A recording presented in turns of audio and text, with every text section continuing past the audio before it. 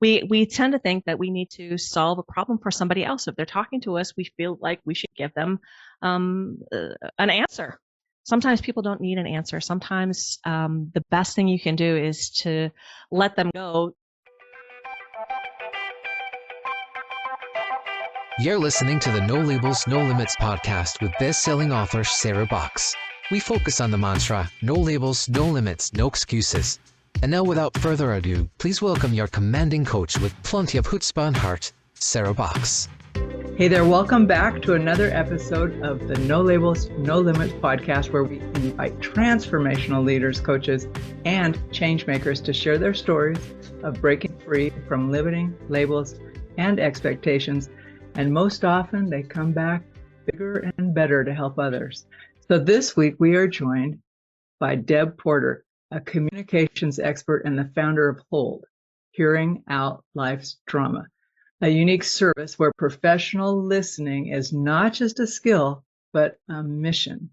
With a master's in care and counseling and deep experience supporting people through caregiving, crises, and conflict, Deb has built a practice that empowers others by teaching one of the most overlooked leadership skills, how to listen. Her work supports individuals and businesses by strengthening listening skills, which then improve communication and create deeper human connections. She is a pro at creating clarity and calm amid chaos, and she has some real gems to share about improving listening and how that can improve every area of life, from leadership and parenting to marriage and the workplace. And I am going to ask her about her special party trick. So with that, let's formally welcome Deb Porter to the podcast. Good morning, Deb. Hi, Sarah. Thank you so much for having me. Well, it's good we finally got to connect after technical issues before. So I'm happy, a new day, actually a better day for this conversation. So you built your business on listening. I did. Yeah, that's a big, I think about that as a foundational premise for a business, and how powerful that is, but also how enigmatic that might seem to some who are in business. So could you share how powerful listening, when done well, can transform leadership and relationships? Most people, when I start talking about relationships being the foundation of business, they nod. They go, yeah, of course, relationships are of course important. And when I say, and communication is the the cement we're going to build on, they nod. And yeah, of course, we're going to really want to focus on that communication. And then when we back it up a step further and talk about the bedrock being active listening, then the light bulb starts to come on for people. They're like, I get it now. I get it. But you kind of have to trace it back for people, because otherwise they just think, oh, listening, I know how to listen. Yeah. Well, listening as opposed to hearing. Yes. So that was one of the questions I wanted to ask, is if you could describe for us, because sometimes when I think I'm listening, I am hearing, but I am actually not listening well, right? If you ask me to repeat what you said, I go, here's the gist of it, right? Because I wasn't really listening. So can you kind of tell us what good listening or solid listening looks like, and how we might know if we're in that exchange? So what active listening really is, let's define it for our listeners so they really understand it, because I feel like that's what you're getting at. So yeah. Active listening is the art of combining the words and the feelings. So it's not just enough to get the words. We also have to understand the emotions behind it. And if you just do one and not the other, you're going to miss every time. You got to do both. So give me an example of that, Deb, would you? Sure. Your listeners are primarily not-for-profits. Yeah, they're working there. So let's say, for example, that someone is at a board meeting and they're they've got a group of people around them, and they're attempting to decide what they're going to make their next financial campaign about. This seems like it would be relatable to your audience, I think. Absolutely. And so, yeah, one person has an idea and they present it, but other people in the room are not buying in at all, but they don't understand that the idea is presented with the intent behind the emotion behind it is, I want to build something more amazing than we've done. I want to go outside the box. And so that's not being held by the room. And so now we've got tension. Yeah. Relatable? It's very relatable. Yeah. I'm Yeah. with Okay. So then how do we take a step back and have create calm in the room so that everybody begins to listen to each other and then be on the same page and really hear in active listening the words and the desire that's really there. So you, as the person in the communication, say it's you and I, and or you and me. It's early. My grammar's not there yet. So I'm the person who has this, what I think is a fantastic idea, and you think it's kind of bleh. But like you said, the intention behind my idea is sincere. I want this big thing for the organization. But there's already now, we've created this tension in the board session.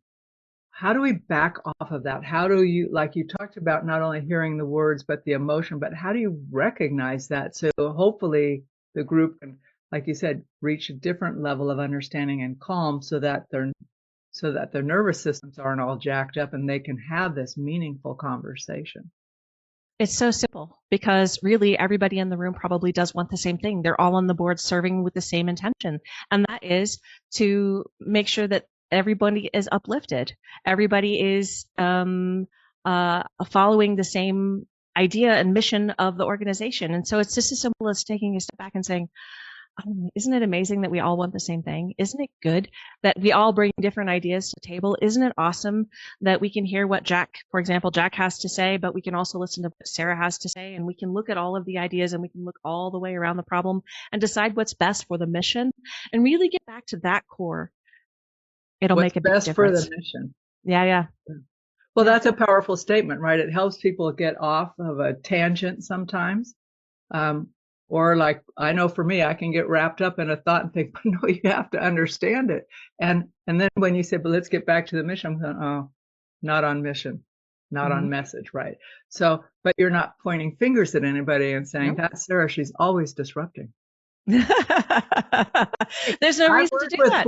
No, but I've worked with boards that say, oh, I'm going to tell you ahead of time, this person is going to be challenging everything, right? Going, well, not the best way to set up our first interaction, but okay, I'll go with it.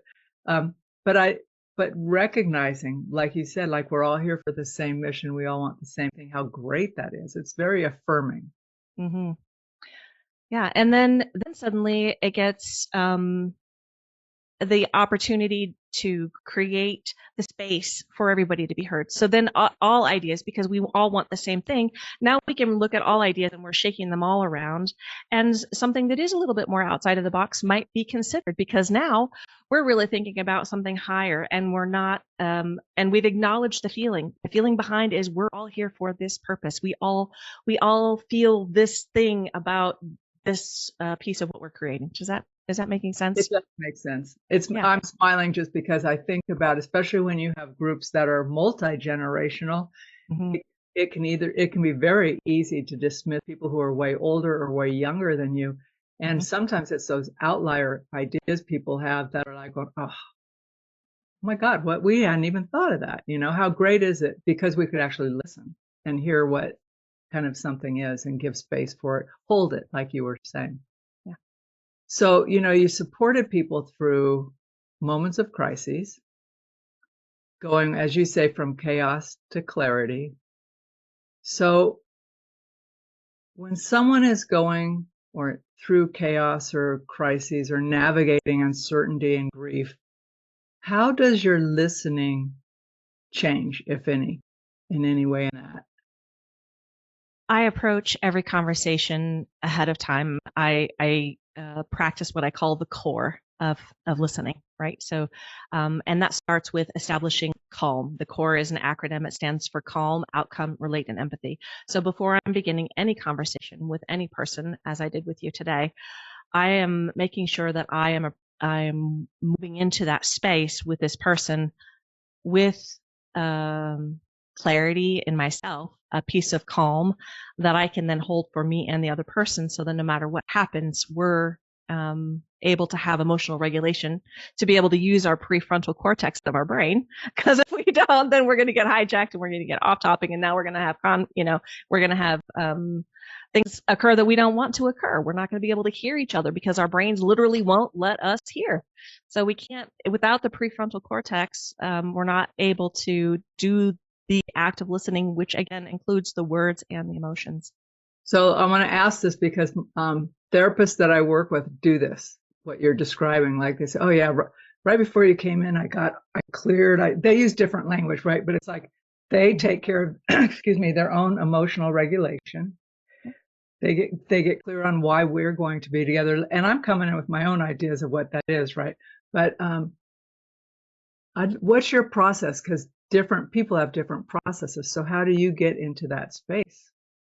So for me, it's taking about 5 minutes ahead. I like to use a lavender oil. I like to get my olfactory senses activated. It just creates I've associated that smell with calm in my brain, and so it's just easier to bring it back. I focus on my breathing for a few minutes, and I think about what it is I want to have happen in the conversation. So for you and I, before I came in, I wanted to make sure that I was showing up as my best self, as I was really able to listen to your questions and give answers that would resonate with your audience. That's what I was thinking about and intending, setting an intention before I came into the meeting. Yeah. So the reason I asked that is because we forget sometimes, like when we think we're in a casual conversation, I'm thinking in a work setting type of place, we may not be. You know what I mean? Oh yeah, I always talk to so and so, but they may bring you something. And if we are not kind of in the space to receive it, our responses might not be the most helpful for that situation. And then you've kind of got a little turmoil maybe, or friction that got set up maybe inadvertently. So I was really curious when you're working with organizations, if in your core process, and I'm going to ask you to talk more about that, do you help people look at ways that they can prepare to have their conversations or enter into a room in a certain way? I think it's extremely important to have some kind of practice. Doesn't have to be mine. It needs to be something that you do. And if somebody catches you off guard, if in the hallway, for example, and you're aware that you're hungry, angry, lonely, tired, whatever it is that's going on, that's the HALT thing. Some of your listeners might recognize that. If that's going on for you, making sure that you say, I hear you really need my attention right now, and this isn't a good time for me. Can we make sure that we circle back in about, can I have 15 minutes so I can make sure that I'm ready to enter into this conversation with you? I'm happy to do that, or whatever it is that you need.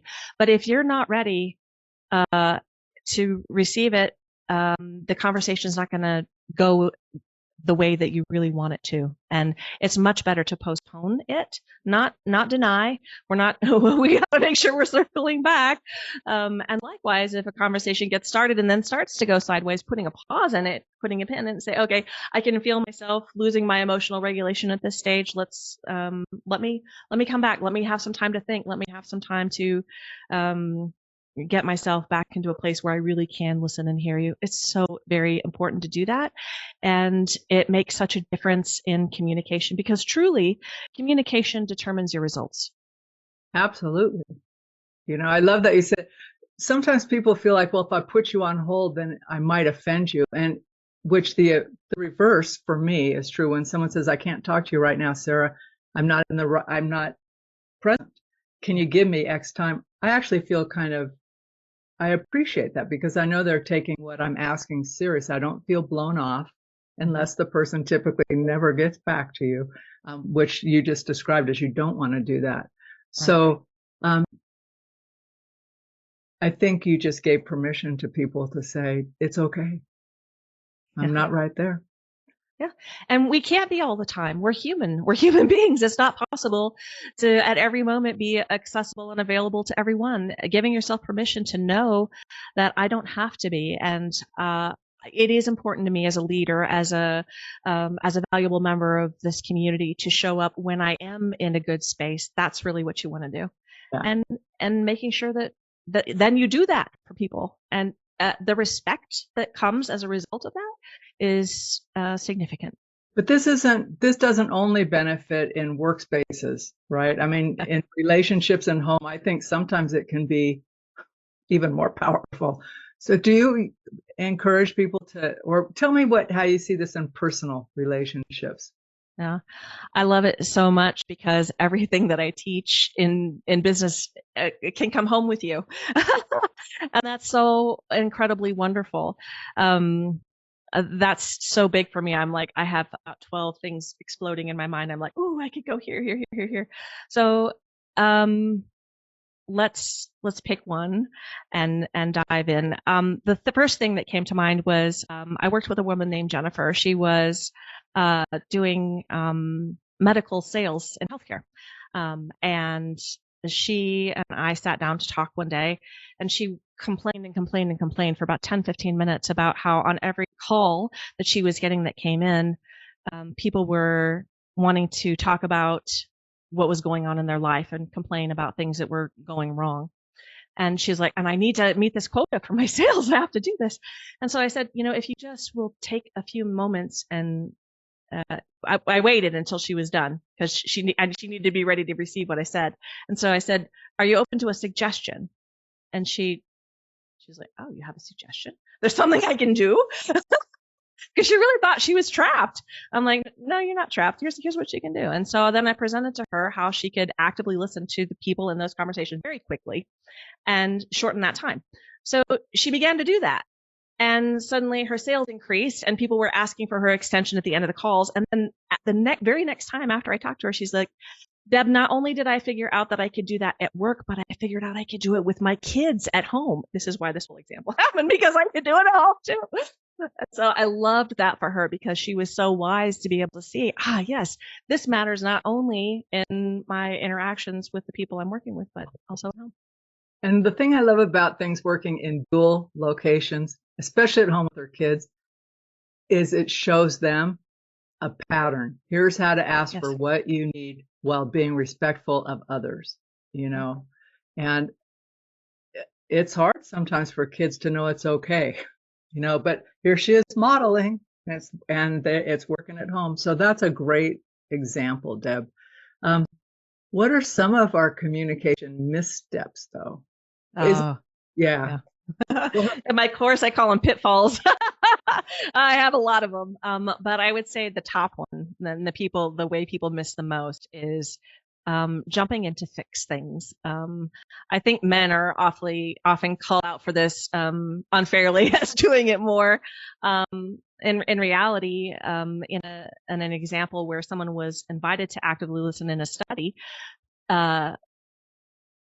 66% of men did not get it, but 33% of women also didn't. So this isn't just a problem for men, it's also a problem for women. And we tend to think that we need to solve a problem for somebody else. If they're talking to us, we feel like we should give them an answer. Sometimes people don't need an answer. Sometimes the best thing you can do is to let them go,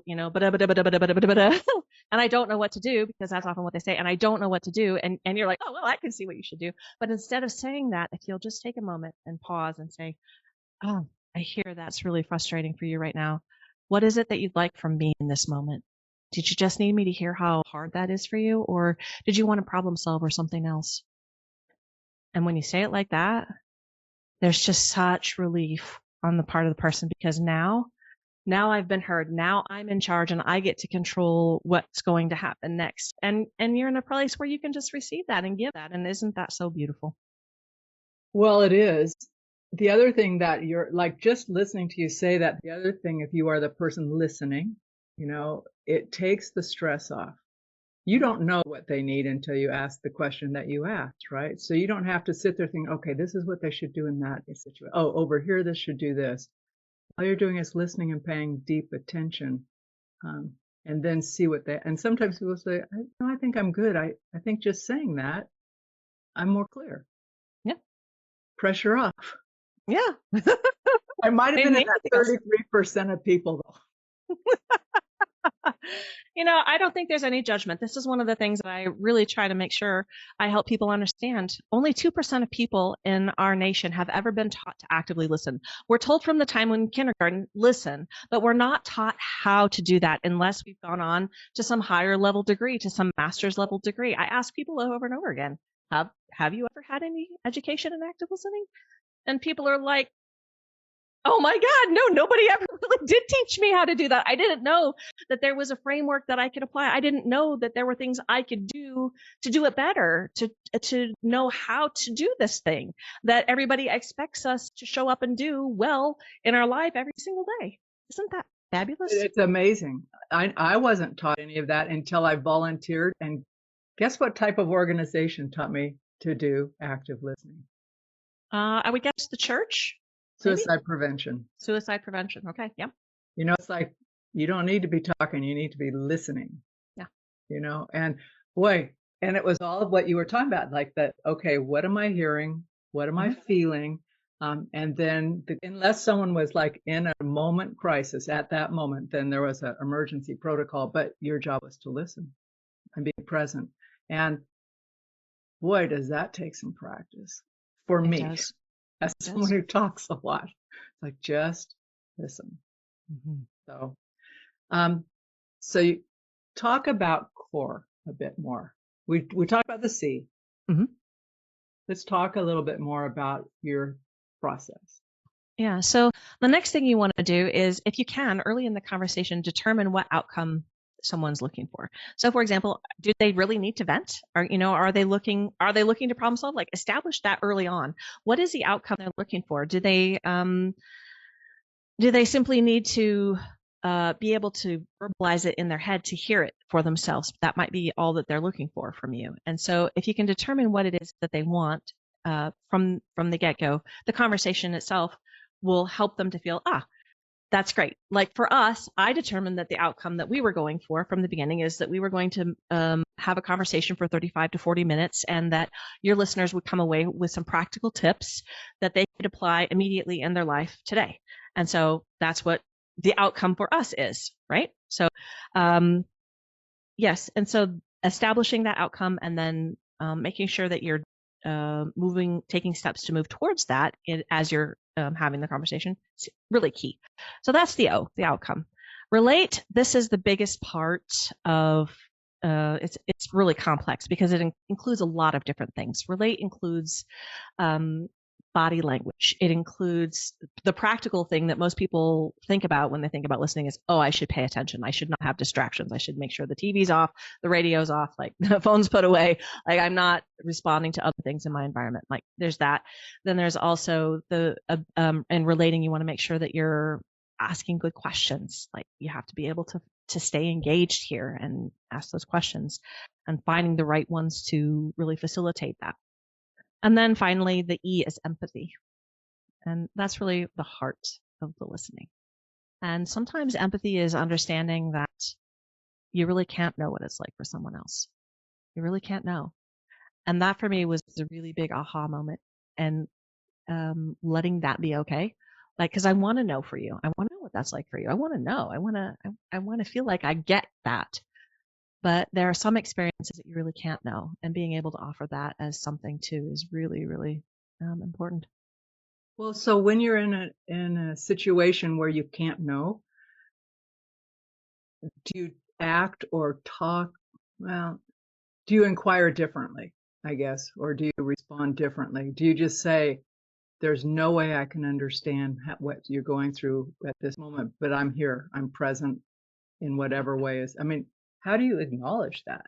Just like that, you say exactly that. Like for me, that aha moment came when I was talking with a person of color, and I realized I could never know what it's like to be a person of color. I could never know what that is because I'm not that. And so I said that out loud. I'm like, I have a profound knowing right now that what you're saying to me, I will never know in the same way that you know it.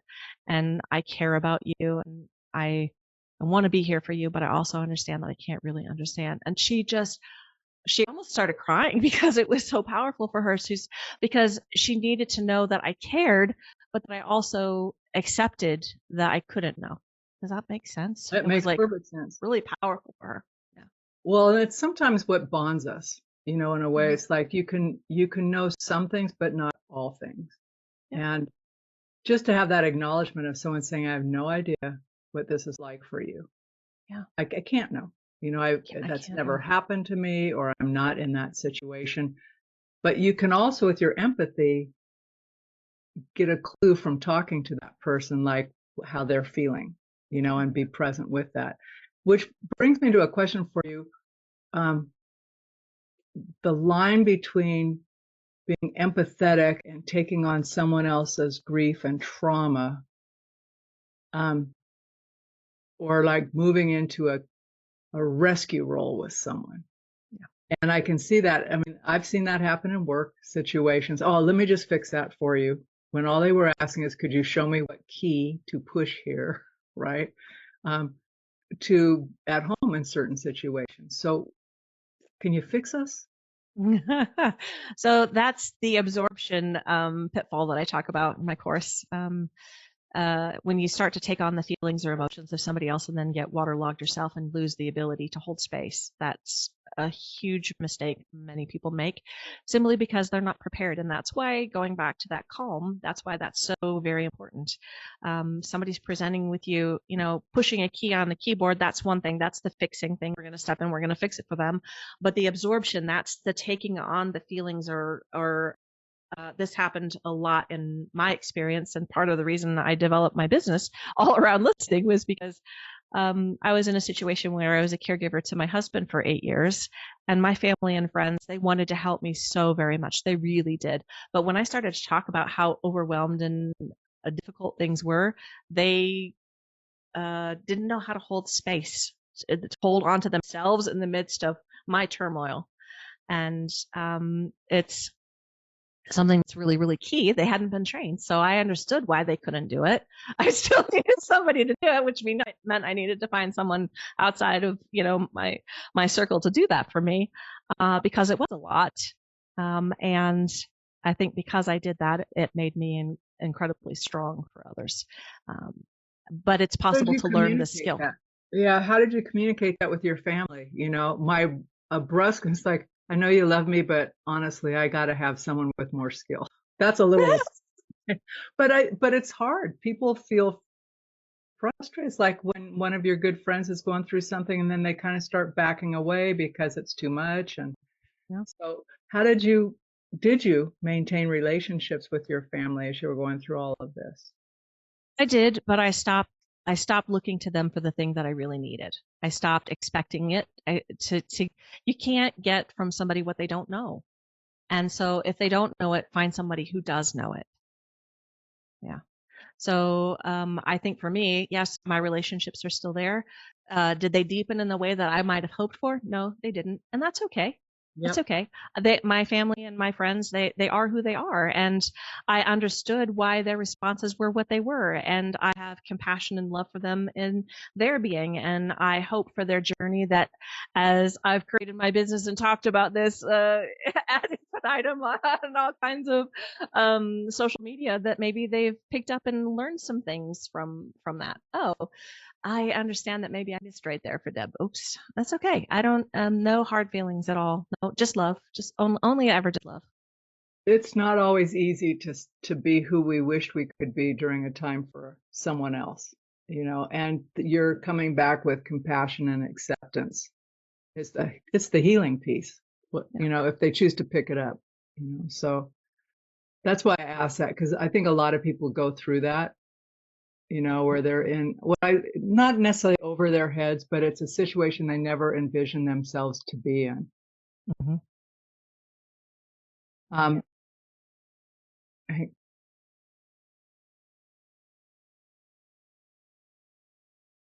okay, so this is more tactical, but so I'm imagining an organizational leader or team listening to you going, okay, where the heck do we start this process? Um, where do we begin to become better listeners? So the easy thing for me is to say to connect with you. But if they're not sure where to begin, how would you point them? So obviously I feel like sitting down and having the experience where everybody gets the same information all at the same time is a great way.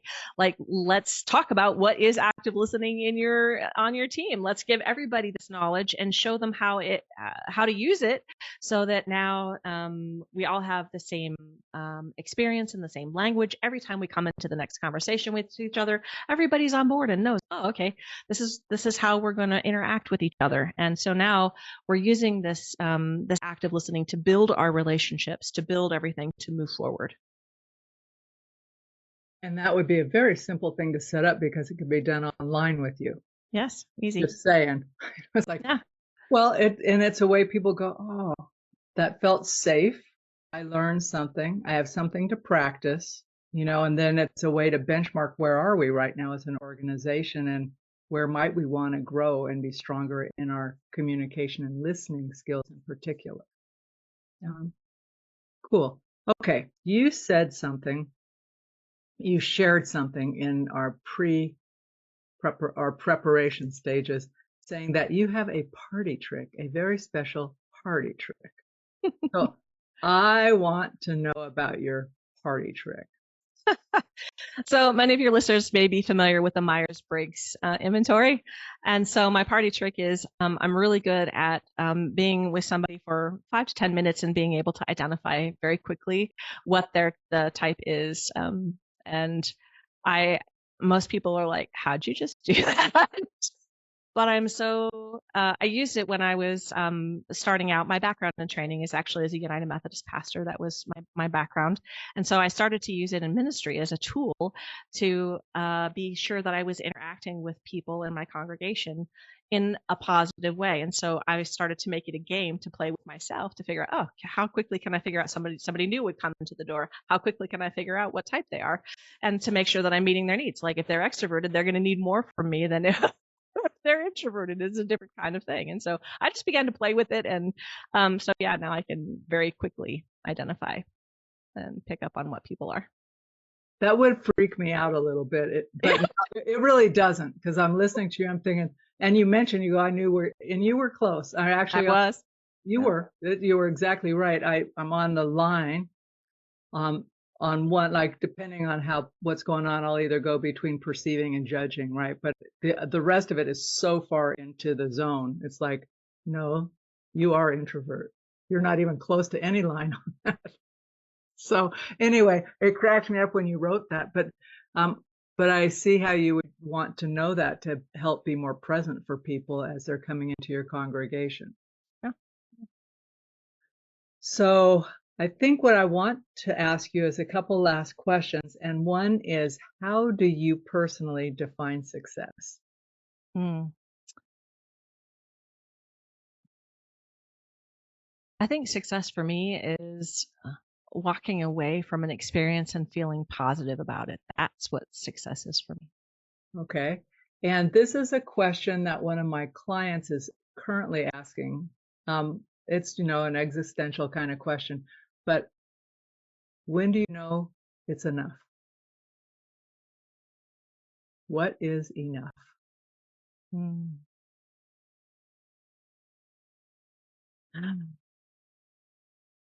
When you feel satisfied.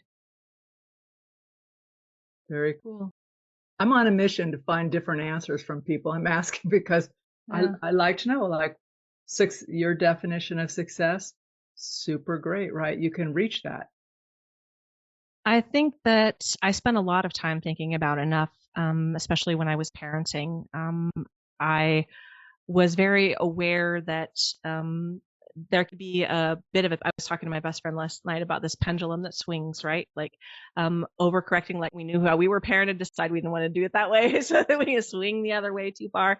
But wanting to make sure that I found the middle of it, the soft swing of the pendulum, and not like something that's out of control, like a Notre Dame bell. I want to make sure I'm just like soft in that spot. Sometimes it can be. I agree with the person asking the question, because I know so very well that can be hard to know. Like what is that? when you're not sure, you know what this is and you know what this is, but where is that? So I really understand and appreciate that question. I do too. It sounds so simple, but you think about it. I mean, it made me think about what is enough, what isn't, and it varies in stages of life, right? So what's enough in profession or at home or in an effort? So I thought it was very. She says, "Can we talk about this at the retreat?" And I'm thinking, of course we can talk about it. Your group can talk about it. I'll frame stuff for conversations around it. But I thought that's such a great question. And then it got me thinking about it. So I thought I'd have other people think with us. So I appreciate that. Yeah. Okay. 2 last things. Where is the best place for people to reach out to you? So our website's a great place to start to learn more, hearingoutLifeDrama.com. When you land on the homepage, you're invited to decide if you're here to look about business solutions or personal solutions. They're both. And so you decide on your journey and go explore. That's a great way. If people are wanting to connect with me on social media, I talk about the personal side of things on Facebook, Instagram, TikTok, Pinterest, and YouTube, and for business, I'm on LinkedIn primarily, and I talk about business stuff on LinkedIn. Okay, and my last question is, I like to ask my guests to leave our listeners and me with some words of wisdom. So it's you. So I can't come up with anything better than what my Aunt Beth said to me when I was 15. And she said, "Deb, if you can't do something out of love, don't do it." I just felt like that was so profound, and that has stayed with me my whole entire life. I feel like it's the best advice for anybody, for their life, for their business. Like, if you can't approach it and take an action out of that place of love, no, don't do it, because it's not in alignment, right? It's just love is the ultimate alignment. Okay, listeners, there's nothing to say on top of that. My request of you is to share this podcast with someone that you know would benefit from Deb's words today. I've taken away a couple of gems, not the least of which is her parting word of wisdom. And then please give us a rating and review, because that really helps get the word out. And Deb, I will take my appreciation for you into the weekend, and I hope you also have a good weekend. Thank you so much, Sarah. You've been listening to the No Labels, No Limits podcast with best-selling author, change agent, and strategic business coach, Sarah Box. You can grab the show notes and find out how to work with Sarah at sarahbox.com/No Labels, No Limits podcast. We'd love this podcast to reach as many people as possible. Please remember to rate, leave a 5-star review, and share the podcast with someone you think would get value from this conversation. Till next time, keep taking those daily action steps to align your purpose to your principles and achieve your goals in business and life.